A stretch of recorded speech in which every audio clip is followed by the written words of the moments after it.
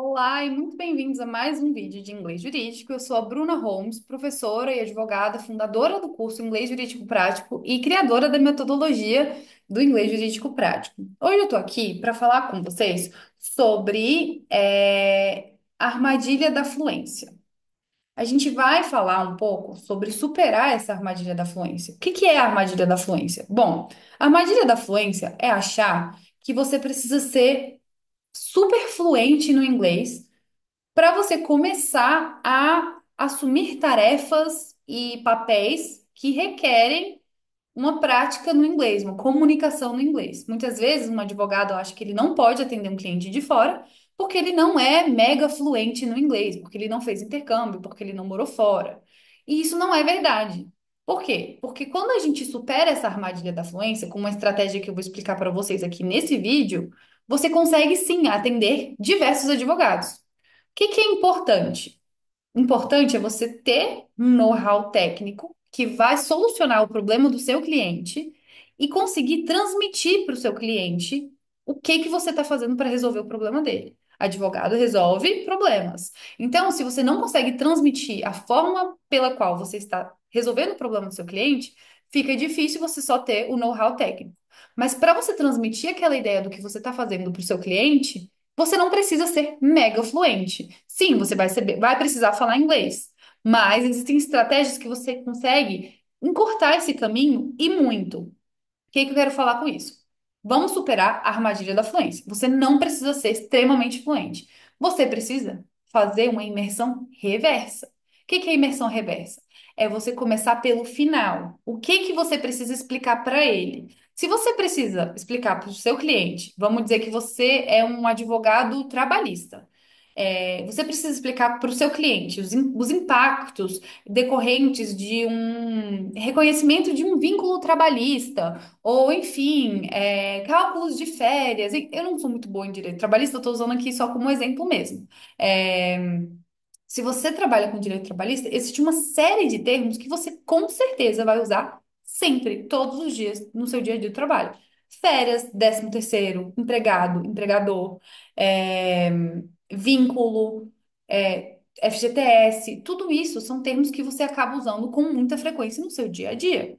Então, o que que você precisa fazer primeiro? É treinar e treinar e treinar formas que você vai conseguir falar um inglês super fluente em outros contextos que não têm a ver com direito, para depois vir e tentar aprender alguns termos técnicos jurídicos? Não. Você é completamente capaz de aprender esses termos técnicos antes de tudo. Então, não só esses termos, mas também uma lista de termos essenciais que todo advogado precisa saber, precisa ser dominado em um primeiro momento. E é assim que você vai superar a armadilha da fluência. Primeiro, você vai fazer a lista dos seus termos em português que você usa muito, e você vai conferir no nosso curso e no meu livro de inglês jurídico a lista do vocabulário técnico essencial que todos os advogados precisam obrigatoriamente saber. É processo, é doutrina, é jurisprudência, é lei, é direito, é juiz, é desembargador, é tribunal, é vara, é primeira instância, segunda instância, STJ, STF. Tudo isso você precisa saber se comunicar.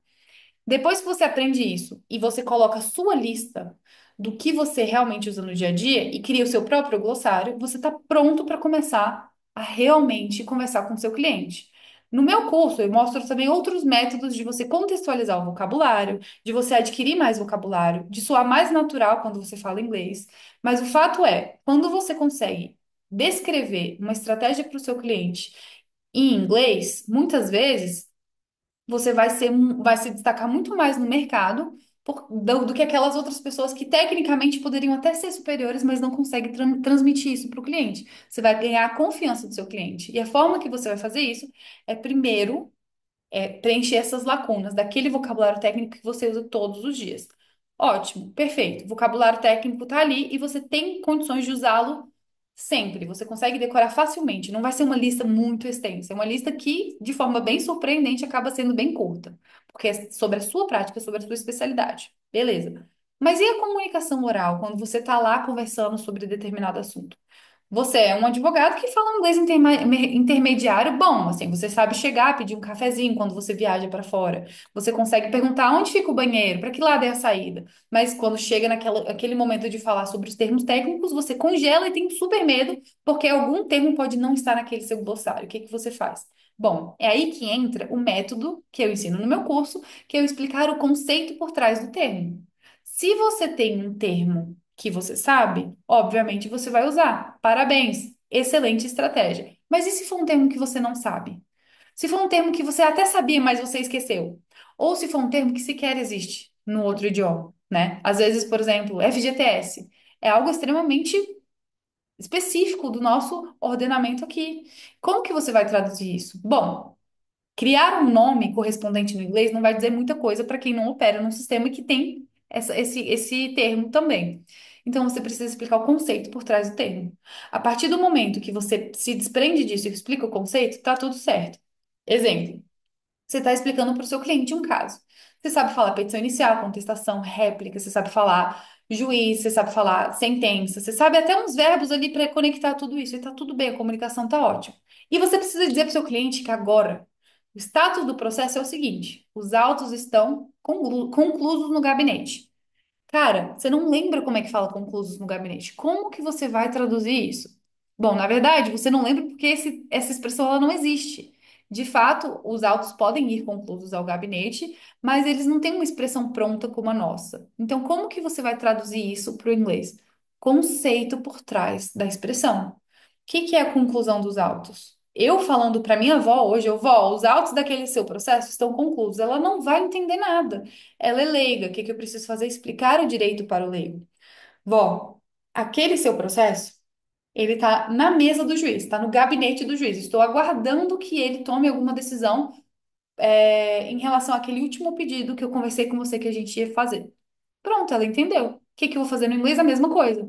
Então, em vez de the case is concluded, the files are concluded, the records are concluded, cara, isso não vai dizer nada para ele, porque concluded não significa a mesma coisa de conclusos. O que que você precisa dizer? O processo está no gabinete do juiz.